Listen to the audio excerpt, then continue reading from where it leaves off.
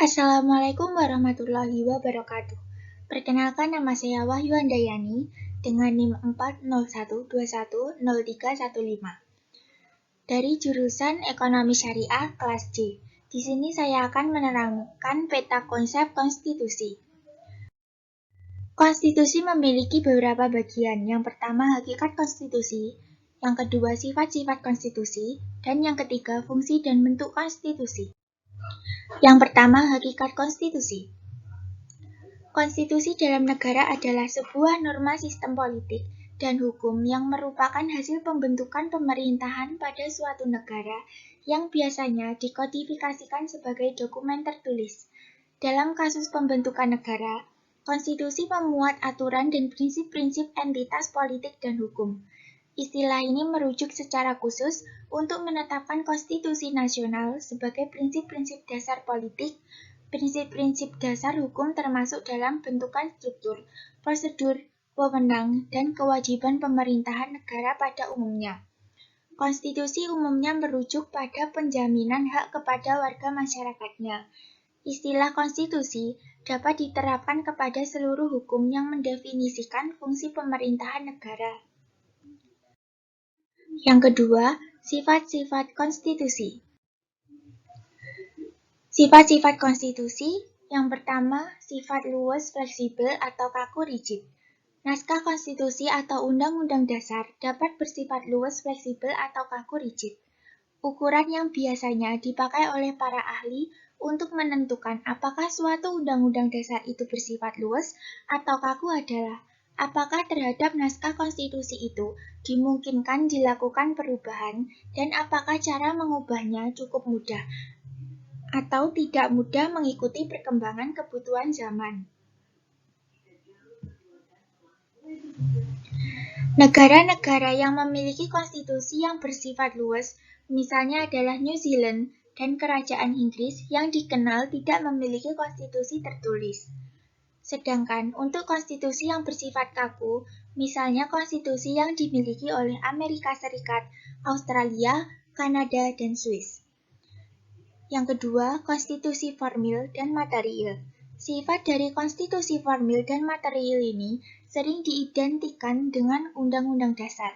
Kesalahan ini disebabkan antara lain pengaruh paham kodifikasi yang menghendaki semua aturan hukum dibuat dalam bentuk yang tertulis dengan maksud untuk mencapai kesatuan hukum, kesederhanaan hukum, dan kepastian hukum. Begitu besar pengaruh paham kodifikasi ini, maka di seluruh dunia berkembang anggapan bahwa setiap peraturan itu penting, maka harus ditulis, begitu pula dengan konstitusi. Sifat yang material dilihat dari segi isinya, berisikan hal-hal yang bersifat dasar pokok bagi rakyat dan negara.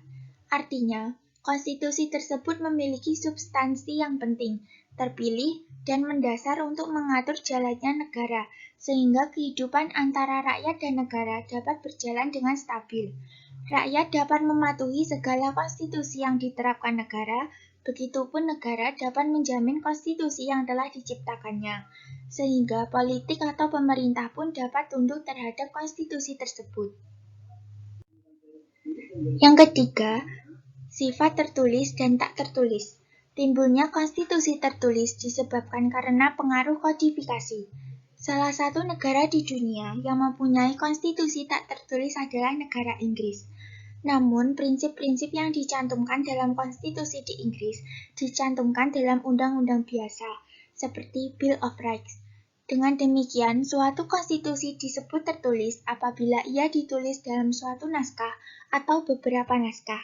Sedangkan suatu konstitusi disebut tidak tertulis dikarenakan ketentuan-ketentuan yang mengatur dalam naskah tertentu, melainkan dalam banyak hal diatur dalam konvensi-konvensi atau undang-undang biasa. Contoh konstitusi tertulis adalah Undang-Undang Dasar Amerika Serikat yang disusun tahun 1787 dan diresmikan pada tahun 1789. Merupakan naskah yang tertua di dunia dan salah satu contoh konstitusi tertulis. Hak asasi warga negara tercantum dalam suatu naskah tersendiri yang dinamakan Bill of Rights.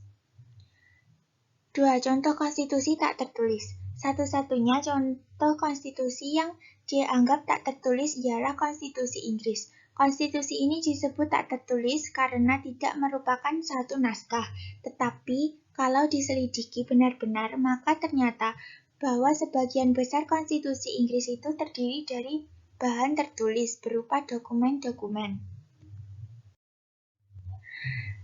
Yang ketiga, fungsi dan bentuk konstitusi.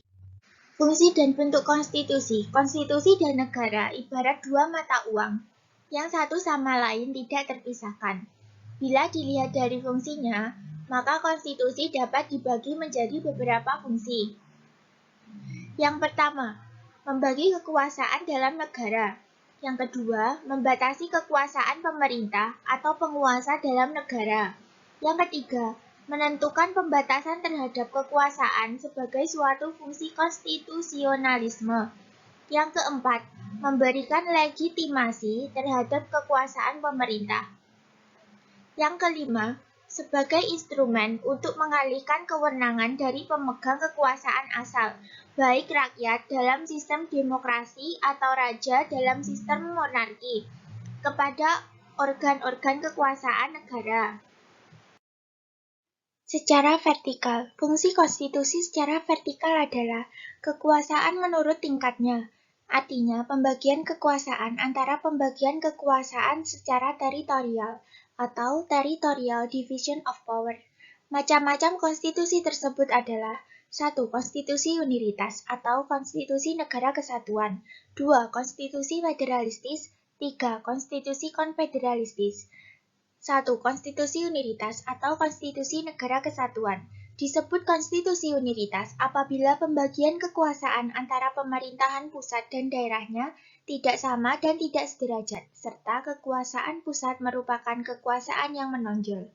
Kekuasaan yang ada di daerah bersifat derivatif atau tidak langsung, dan sering dalam bentuk yang luas atau otonom. 2. Konstitusi federalistis. Jika kekuasaan dibagi antara pusat dan bagian pada suatu negara, maka masing-masing bagian bebas dari campur tangan satu sama lain dan hubungan sendiri-sendiri. Begitu pula hubungan bagian-bagian terhadap pusat. Pemerintah pusat memiliki kekuasaan sendiri serta bebas dari pengawasan pihak pemerintah negara lain. Begitu pula sebaliknya. 3. Konstitusi konfederalistis. Negara konfederasi adalah bentuk serikat dari negara-negara berdaulat, namun kedaulatannya tetap dipegang oleh negara-negara bersangkutan. Sekian dari saya, apabila ada kurang lebihnya saya mohon maaf. Wassalamualaikum warahmatullahi wabarakatuh.